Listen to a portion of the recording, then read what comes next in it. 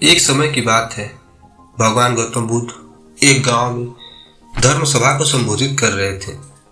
लोग अपनी विभिन्न परेशानियों को लेकर उनके पास जाते और उसका हल लेकर खुशी खुशी वहां से लौटते। उसी गांव में सड़क के किनारे एक गरीब व्यक्ति बैठा रहता। महात्मा बुद्ध के उपदेश शिविर में आने जाने वाले लोगों को बड़े ध्यान से देखता। उसे बड़ा आश्चर्य होता कि लोग अंदर तो बड़े दुखी चेहरे लेकर जाते हैं, लेकिन वापस आते समय बड़े खुश और प्रसन्न दिखाई देते हैं। उस गरीब को लगा कि क्यों न वो भी अपनी समस्या को भगवान बुद्ध के समक्ष रखे। मन में यह विचार लिए वह भी महात्मा बुद्ध के पास पहुंचा। लोग पंक्तिबद्ध खड़े होकर अपनी समस्या को बता रहे थे। जब उसकी बारी आई तो उसने सबसे पहले महात्मा बुद्ध को प्रणाम किया और फिर कहा, भगवान, इस गांव में लगभग सभी लोग खुश और समृद्ध हैं, फिर मैं ही गरीब क्यों हूं? इस पर उन्होंने मुस्कुराते हुए कहा, तुम गरीब और निर्धन इसलिए हो क्योंकि तुमने आज तक किसी को कुछ दिया ही नहीं।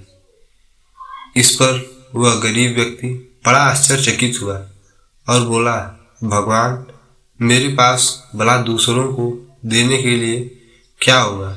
मेरा तो स्वयं का गुजारा बहुत मुश्किल से हो पाता है। लोगों से भीख मांगकर अपना पेट भरता हूँ। भगवान बुद्ध कुछ देर शांत रहे, फिर बोले, तुम बड़े अज्ञानी हो। औरों के साथ बांटने के लिए ईश्वर ने तुम्हें बहुत कुछ दिया है।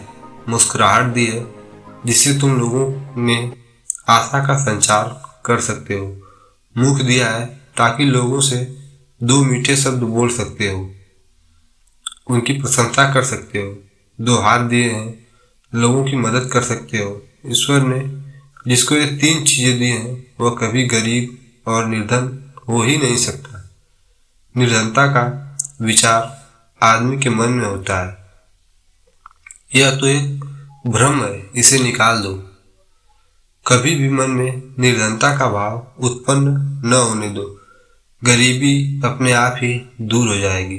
भगवान बुद्ध का यह संदेश सुनकर उस आदमी का चेहरा चमक उठा और उसने उपदेश को अपने जीवन में उतारा, जिससे वह फिर कभी दुखी नहीं हुआ।